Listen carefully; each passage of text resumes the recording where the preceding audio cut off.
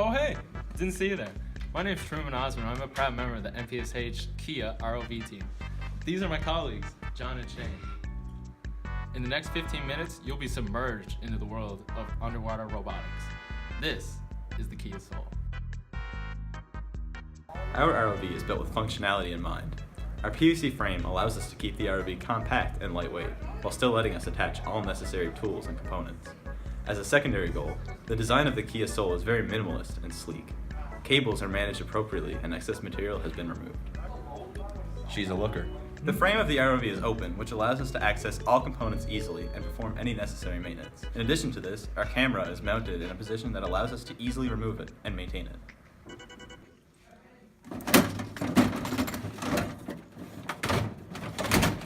In terms of robustness, the PVC frame is well fastened and is very sturdy, with very little flex.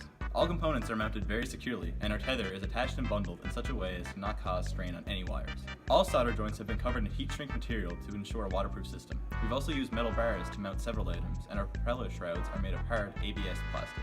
On the surface side, our control box is organized neatly, and all wires are routed efficiently to reduce risk of failure. Safety was of utmost importance during our design and assembly period. All sharp edges in the ROV were taped and eliminated. As for electrical safety, there are no exposed wires. All wires are heat shrunk and there's a kill switch on our control box. In addition to this, there's a 25 amp fuse near the positive terminal of the power supply.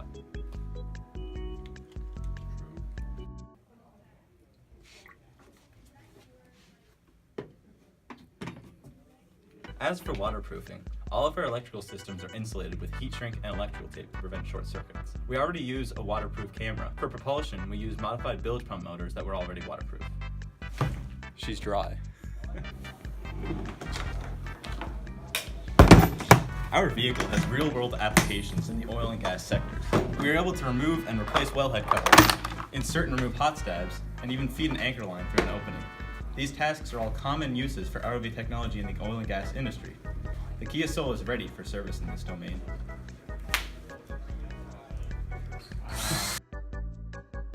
When it comes to custom versus commercial products, the SOUL was designed mainly in-house.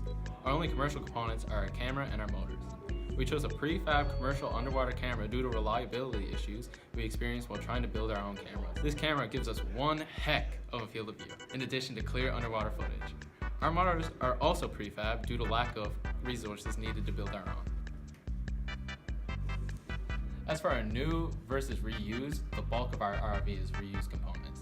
For cost saving and availability reasons, we reused our camera, motors, propeller, and most of our electrical systems, including the tether, switch, and control box. We reused metal bars for our frame. The only new materials used are the PVC piping and fasteners for our frame, because these had to be fitted specifically for our uses. The SOUL has an estimated cost of $522 at retail value.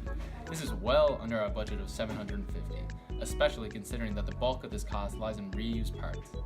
A closer estimate to the actual cost of our ROV would be under $100. We have chosen as small and light a frame as possible while still allowing us full functionality. This adds to the SOUL's maneuverability and reduces the amount of flotation needed to make the ROV neutrally buoyant. Our frame is built using half-inch PVC piping. This allows us to easily cut and resize frame pieces and join them with elbows during the build phase. We were also able to add all attachments necessary with ease, as all we needed was to fasten them with nuts, bolts, and lock washers. The frame is held together with screws, which adds to its durability. The KEYA SOUL is 20 centimeters tall, 18 centimeters wide, and 29 centimeters long. Our ROV is controlled by an electrical control box with 4 analog switches. There is a double pole, double throw switch for every motor on board, as well as a single pole, single throw kill switch for the entire system's power. The double throw, double pole switch allows us to control all motors in both directions, giving us full control of the ROV. For propulsion, we have 3 500-gallon per hour modified bilge pump motors. These were selected for their availability and waterproofing, in addition to being compact and powerful. Attached to them via a brass fitting are 35mm plastic propellers. We placed our vertical motor in the center of the ROV, in line with the SOUL's center of gravity. The 2 horizontal thrusters are mounted on each side halfway from top to bottom to increase stability.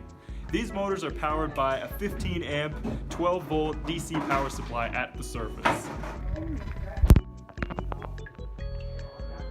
For flotation, we have used 4 1-inch ABC pipes, sealed on each end. We calculated how much buoyancy we'd need by measuring the weight of the ROV both in and out of water. We then cut the pipes to size and attached them near the top of the ROV to reduce risk of instability. Put it in there.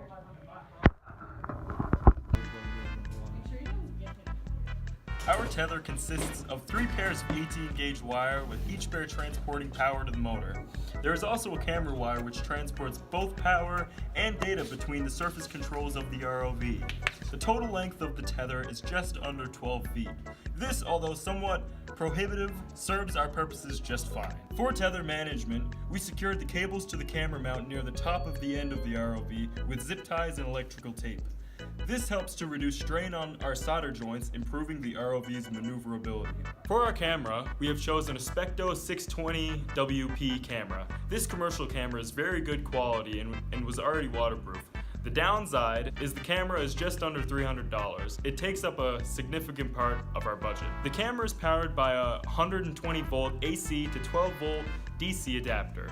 It is monitored on a TV at the surface, allowing the pilot to see remotely what is happening below the surface. We use only forward-facing passive tools aboard the Soul. We have one permanent curved arm made for the threaded rod.